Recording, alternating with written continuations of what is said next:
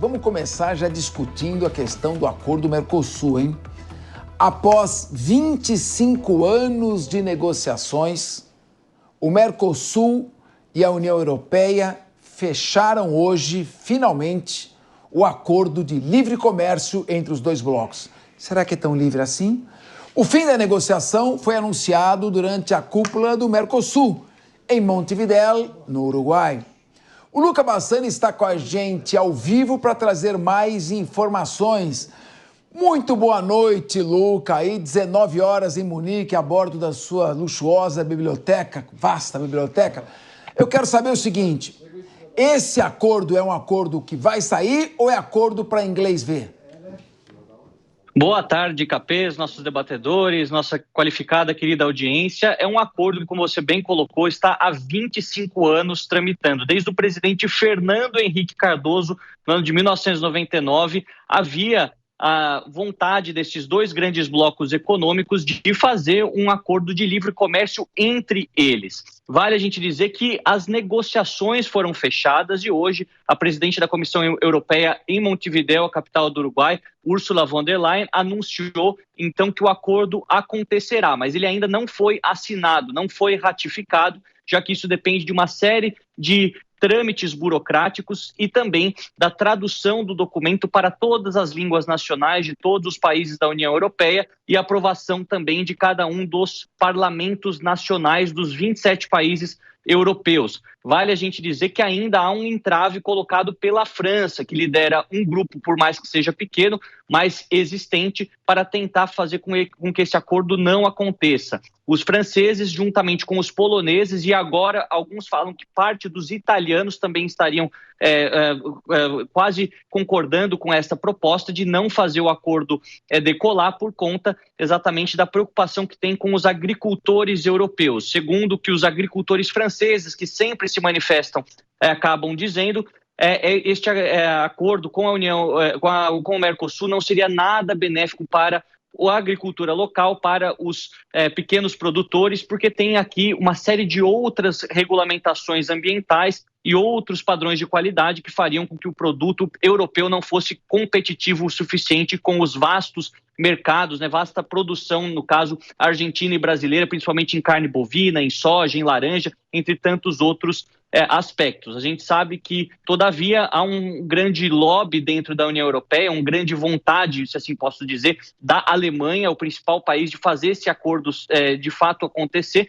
por conta das vantagens que os produtos alemães também teriam no mercado sul-americano. Vale a gente dizer que não é um acordo que é benéfico para ambas as partes. Afinal, os produtos agrícolas brasileiros, argentinos, paraguaios, uruguaios chegarão aqui a um preço muito menor, competindo diretamente com o mercado europeu, ao mesmo tempo que os produtos industrializados europeus, seja aí no campo da moda, no campo da indústria de alta tecnologia, da indústria automotiva, também chegarão mais baratos dentro da América do Sul. E isso é uma preocupação, pode ser também para as indústrias nacionais brasileira e argentina, que por mais que sejam muito menores que a indústria alemã, francesa e italiana, vão acabar também sofrendo uma concorrência. Então, não é uma questão simplesmente benéfica para um lado e ruim para o outro lado. Inclusive, a presidente da Comissão Europeia, Ursula von der Leyen, deixou claro que esse talvez seja o maior acordo supranacional que nós teremos no mundo, englobando 700 milhões de pessoas, somando todas as populações, e um PIB conjunto de mais de 22 trilhões de dólares. Obviamente que a União Europeia representa aí quase 18 milhões desses 18 trilhões desses 22 trilhões, mas mesmo assim é muito importante a gente ver que esses esforços diplomáticos estão dando frutos e esperamos que isso aconteça porque será de fato benéfico para a indústria brasileira, no caso ao agronegócio brasileiro, mais especificamente para os consumidores que poderão comprar muitas vezes carros mais baratos alemães, franceses, produtos como vinhos, azeite, como queijos, também chegarão com uma taxação muito menor, até 91%, 95% menor, o que é sempre bom para a nossa população, que também merece ter acesso a produtos de alta qualidade, né? Luca, só uma pergunta. O agro brasileiro, ele ocupa mais ou menos 7,5% de todo o território nacional. O agro francês, mais de 50% do território francês. O agro brasileiro lidera em 7 produtos, é líder absoluto na exportação e poderia suprir as necessidades calóricas de 11% da população mundial. Você realmente acredita que com todo esse boicote que empresas francesas têm feito à nossa agropecuária, o agronegócio terá mesmo oportunidade no mercado da União Europeia? Ou os protestos cada vez mais intensos dos fazendeiros na Holanda, na Alemanha e principalmente na França forçarão os governos locais a boicotarem com tarifas o nosso agronegócio nas suas exportações? Qual a sua avaliação? É tudo muito bonito na hora que a gente faz o acordo, mas will it work? Será que vai funcionar? Essa é a grande questão, e é importante a gente deixar claro à nossa audiência que não é que o acordo foi assinado, ratificado e vai ser vigente a partir de agora. O acordo foi fechado o seu período de negociação, ou seja, todos aqueles critérios colocados pela União Europeia e colocados pelo Mercosul chegaram em um consenso, chegaram em um ponto de convergência que agora passarão para a análise de cada uma das nações, cada um dos parlamentos e também do próprio Parlamento Europeu para ser ratificado e colocado em prática. Então não pense que a partir de agora vamos comprar azeite por menos de R$20, comprar vinhos franceses, italianos baratos, e os europeus aqui também. A gente vai comprar carne bovina, que é muito cara aqui na Alemanha, por exemplo, ao mesmo preço que custa no Brasil. Não é essa a realidade por enquanto. De fato, há ainda uma forte pressão dentro de vários países, como você mencionou, a França, a Polônia, a Holanda, até mesmo em algumas partes da Itália, por parte dos agricultores para que isso não aconteça, para que o acordo não seja fechado, porque, segundo eles, a produção local ela só é prejudicada ou ela só não é tão competitiva quanto o produto sul-americano por conta dessas várias regulamentações ambientais e o controle de qualidade colocado pelo bloco da União Europeia que impedem o agricultor de produzir mais ou de ter um produto mais barato que chegue ao supermercado tão competitivo quanto é o produto brasileiro ou argentino. Nós sabemos que talvez isso seja verdade para alguns gêneros agrícolas, mas para a grande maioria não. O agronegócio brasileiro ele é muito superior em vários aspectos. A gente pegar a soja, pegar a laranja, o café, até mesmo alguns desses gêneros não são nem produzidos aqui na Europa pela questão climática. Então, a gente tem que analisar tudo de maneira bastante racional, mas saber que tem a chance ainda dele não acontecer esse acordo. A França é um país poderoso dentro da União Europeia, a segunda maior economia depois da Alemanha, tem se juntado com outro país que tem crescido cada vez mais na sua importância dentro do bloco, que é a Polônia, também de quase 40 milhões de habitantes. Nesta questão agora envolvendo a guerra da Ucrânia, em que muitos dos produtos ucranianos não conseguem chegar tão baratos à União Europeia, a gente vê muitos países tentando produzir também esses gêneros para suprir essa falta. Então, vai ter uma queda de braço. Os agricultores franceses, principalmente, são osso duro de roer, falando bem o português, fazem muitas manifestações. Eles conseguem ter, muitas vezes, as suas demandas políticas atendidas, seja no âmbito regional ou até mesmo continental. Então, é preciso ter calma. Acredito que ele possa sair, esse acordo, eventualmente, com algumas modificações, mas não é para estourarmos champanhe e ficarmos totalmente felizes, porque, infelizmente, ainda tem um caminho longo a ser percorrido, e eu acredito que a França, principalmente Macron, nesse momento de baixa popularidade, em que seu governo, mais uma vez, tem outro entrave com a queda do primeiro-ministro Barnier, que já é um governo minoritário, vai fazer de tudo para atender às demandas das classes trabalhadoras, que envolvem também os agricultores franceses. Eu acredito que será um ano 2025 difícil para a conclusão desses quase 25 anos de discussão para o acordo Mercosul-União Europeia. Muito bem. Olha, e o presidente Lula celebrou o acordo comercial firmado entre o Mercosul e a União Europeia. Em discurso, Lula classificou o acordo como uma oportunidade histórica. Vamos ouvir o trecho do seu discurso. Estamos criando uma das maiores áreas de livre comércio do mundo, reunindo mais de 700 milhões de pessoas. Nossas economias juntas representam um PIB de 22 trilhões de dólares. O acordo que finalizamos hoje é bem diferente daquele anunciado em 2019.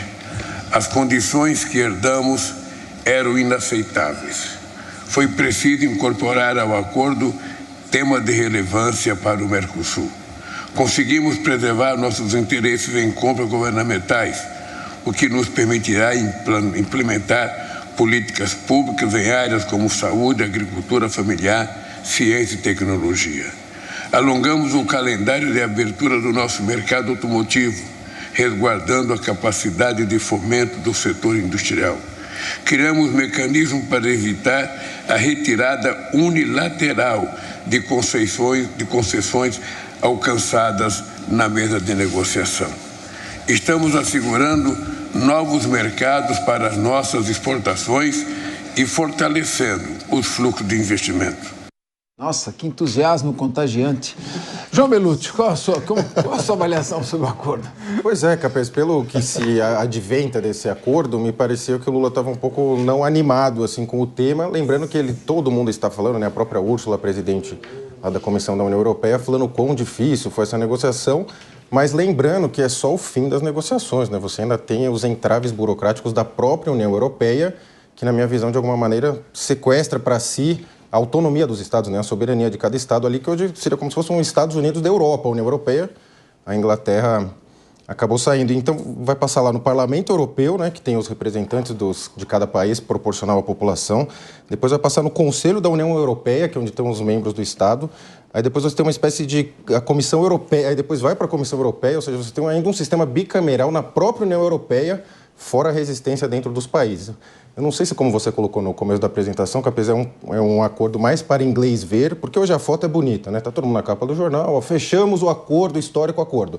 Mas como você mencionou e o Luca Bassani bem colocou, não quer dizer que amanhã você vai no mercado e vai estar lá o vinho francês, o queijo da União Europeia, não é isso. Ainda tem muitas etapas burocráticas e pode ser, quero conhecer alguém que bote a mão no fogo e falar, tá tudo certo, vai sair, eu acredito que ainda tem muita coisa para rolar.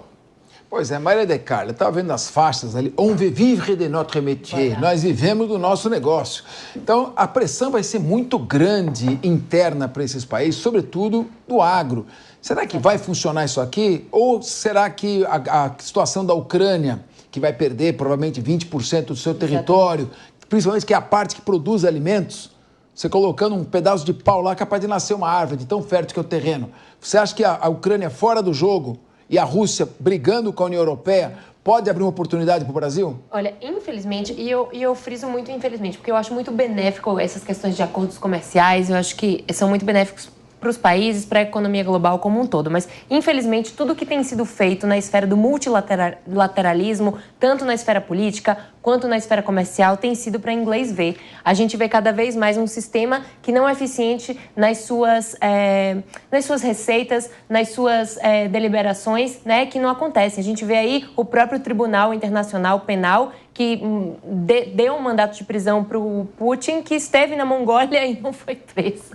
Então, a gente está vendo aí um acordo celebrado, muito bem celebrado, né, Mercosul e União Europeia, que a gente vai ver, de fato, como vão ser os entraves burocráticos, como o meu colega João colocou aqui. E como você bem colocou, Capês, a gente vê uma crescente organização política do setor agro dos países. Inicialmente, no início desse ano, o agro já fazia barulho lá na França, ganhou muita notoriedade quando a Marine Le Pen, que é a presidente do partido Frente Nacional, lá conseguiu angariar esse eleitorado, conseguiu trazer mais força política para o agro, que realmente tem se mobilizado bastante em prol dos seus direitos. E acho que vai ser, sim, um grande entrave, porque apesar da gente ter essa burocracia formalizada na União Europeia, não esqueçamos que os deputados do Parlamento Europeu também são eleitos e estão sujeitos à opinião do público. Então, de fato, acho sim que o agro, nesses países, como a gente mencionou, né, a Polônia, a França e a Itália, com a Giorgia Meloni também, que é uma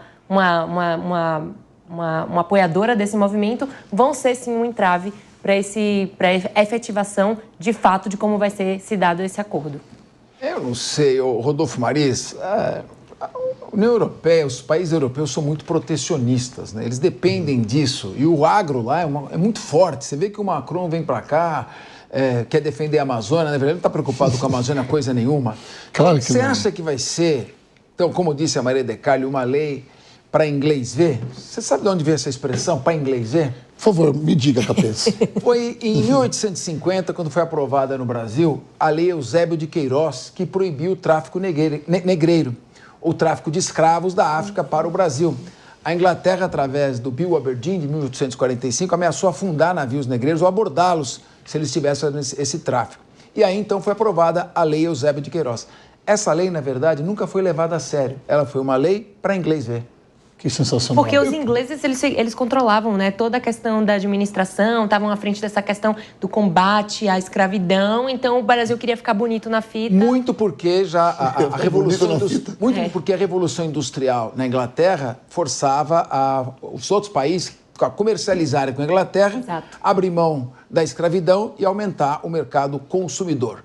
Mas eu queria ouvir você, porque quando o Rodolfo Maris fala, o mundo fica feliz. Rodolfo Maris, Sextou. pro dia... Sextou, né? Sextou. Toda sexta-feira o Capês está assim, né? Rodolfo Maris para o dia nascer feliz. Meu, o Capês devia ser poeta. Vai escrever um livro. Toda sexta-feira o Capês está dando aula aqui. Mas olha só, Capês, a sua pergunta é muito boa, mas eu vou me atentar que esse acordo já existiu lá em 2019. Por que não foi levado para frente? Houve um acordo político bem digitalizado, bem feito ali, mas houve essa nuance de 5 anos, 19, 20, 21, 22, 23 e 24. Foram 5 anos para que um novo acordo fosse estabelecido. E como dizem os meus amigos aqui de bancada, cara, muita coisa pode acontecer porque existem os entraves. Basta que um país ratifique para que os demais não sejam aceitos. Ainda existe muita coisa para rolar e esse acordo talvez seja no final do ano para todo mundo ficar feliz, né? Falar do livre comércio. Mas será que de fato isso vai acontecer? Porque nós celebramos um acordo muito semelhante em 2019 e o fato é que ele não aconteceu. Nós estamos no finalzinho de 2024, quando será de verdade que esse acordo pode acontecer de livre comércio entre a União Europeia e o Mercosul? Agora, Adriano Campos, nós temos que analisar o cenário a partir do final de janeiro do ano que vem. Donald Trump. O Laranjão já falou. Primeiro lugar, vou cobrar 100% de impostos de taxas para países que não adotarem o dólar. Não adotarem o dólar. Então já deu uma espetada no BRICS. A China e a Rússia já falaram. Isso aí só nos estimula a partir para este confronto. Falaram a ideia do Lula, hein? Já jogaram pro Lula também, né? Já tiraram Colocaram, fora. Tiraram fora. Bem lembrado pelo Belucci. Agora, Campos, você acha que com essa postura do Donald Trump, o mundo pode caminhar para um isolacionismo maior e, com isso, tornar esse acordo menos efetivo? Boa tarde, satisfação estar aqui com uma mesa com tanto calibre. E eu queria até reformular um pouco, que não seja apenas para inglês ver. Esse acordo, ele me parece muito mais para o resto do mundo não ver.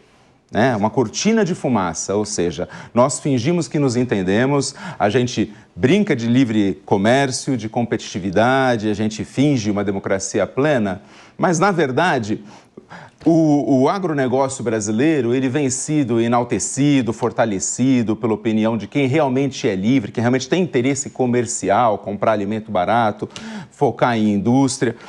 Mas aqui dentro, como que ele tem que ser tratado? Como que o nosso agronegócio tem sido tratado aqui dentro?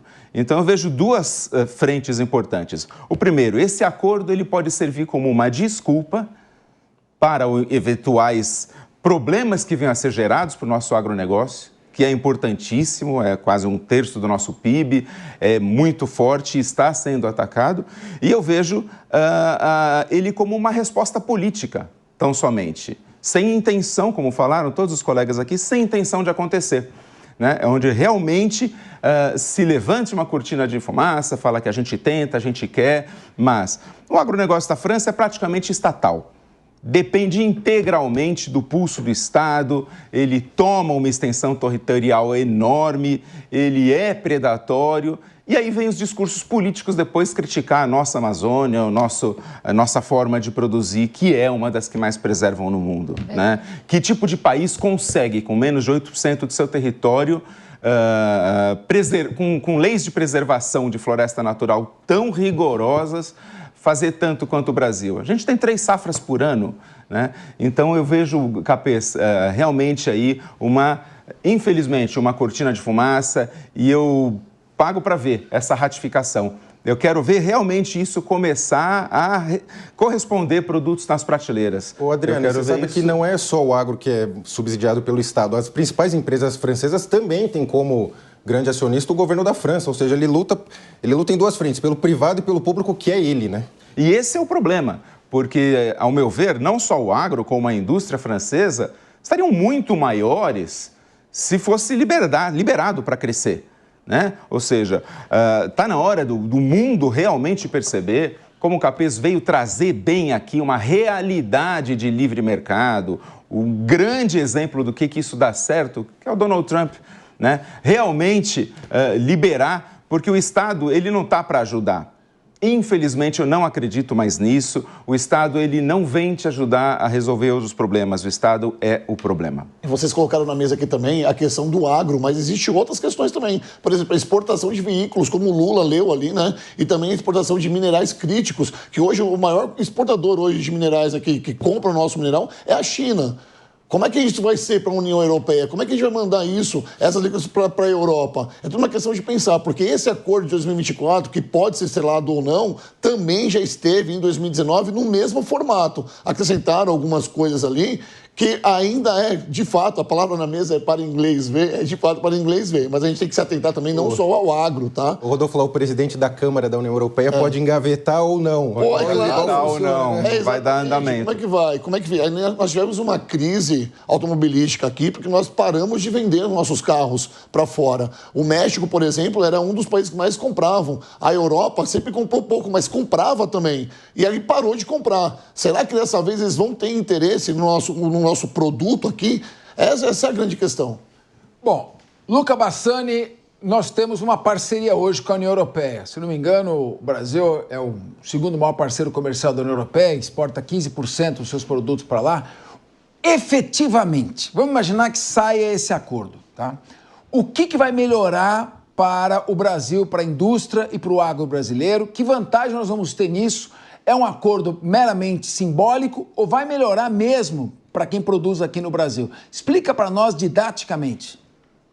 Olha, Capês, é importante a gente dizer que, apesar de alguns gêneros agrícolas, alguns produtos terem direta concorrência daquilo que é produzido no Brasil e produzido na Europa, há tantas outras coisas que acabam não interferindo umas às outras. Vamos falar naquilo que interfere primeiramente. Por exemplo, a indústria de laticínios aqui da Europa tem uma produção excedente de leite, tem uma produção muito variada de queijos, o que vai acabar sendo, em alguns aspectos, algo ruim para a indústria de laticínios brasileira, por exemplo. Já vários analistas mencionando que essa competitividade, inclusive com queijos importados, com leite mais barato, muitas vezes, já que a produção aqui é excedente por envolver bastante tecnologia, acabaria sendo ruim nesse aspecto. Mas se a gente for pegar no aspecto da carne bovina, da pecuária de maneira geral, também carne de suínos, carne de frango, por exemplo, que também é muito consumida aqui na Europa, acaba sendo mais problemático para a indústria europeia. Então, um acordo ele é sempre feito dessa maneira, em que um lado acaba perdendo alguma coisa, mas acaba ganhando outra para compensar. O que a gente tem que observar é que não é um acordo simplesmente para a questão da agricultura. A gente fala muito da agricultura porque esse é o ponto alto do Brasil, é o que o Brasil vai representar nas suas importações aqui dentro da Europa. Mas os produtos industrializados vão também ser um problema para a indústria nacional brasileira. A gente tem que falar que a produção de diversos componentes para computadores, para telefones celulares, grande parte dessa produção está na Ásia, mas tem alguns desses elementos mais refinados que tem a produção aqui na Europa, que vão chegar no Brasil de maneira mais barata e podem acabar fazendo não a indústria brasileira perder, porque muitas vezes não são competidores diretos, mas acaba fazendo com que ela não se desenvolva a ponto de ser competitiva no futuro. A mesma coisa serve para a indústria automotiva. Os alemães, segundo que falam aqui na própria Alemanha, têm interesse neste acordo para que os carros da Volkswagen, da Audi, da Opel e de diversas outras empresas que estão dentro deste guarda-chuva que pertence, que é liderado pela Volkswagen, né, e temos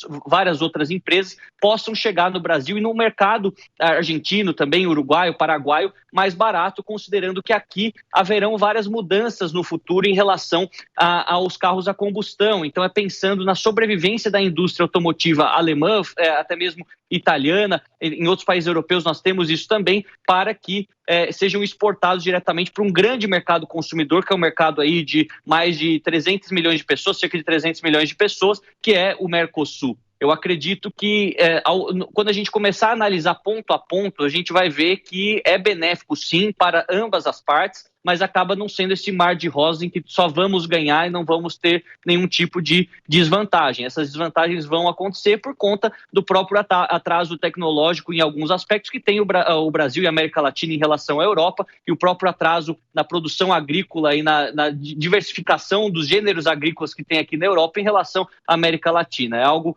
muito, muito complexo. É importante a gente ter essa noção, para não achar que é tudo mil maravilhas, que a partir de amanhã, como disseram agora há pouco os comentaristas e eu também, que amanhã vamos no supermercado aí no Brasil, vai estar tudo barato, tudo ótimo, e aqui na Europa a mesma coisa. É um caminho longo a ser percorrido e a burocracia pode novamente enterrar esse acordo ou modificar vários aspectos que seriam interessantes para a gente e podem acabar não acontecendo. E mesmo lembrando, mesmo que seja um mar de rosas, as rosas vêm com espinhos. Muito obrigado, Luca Bassani, uma boa noite a você.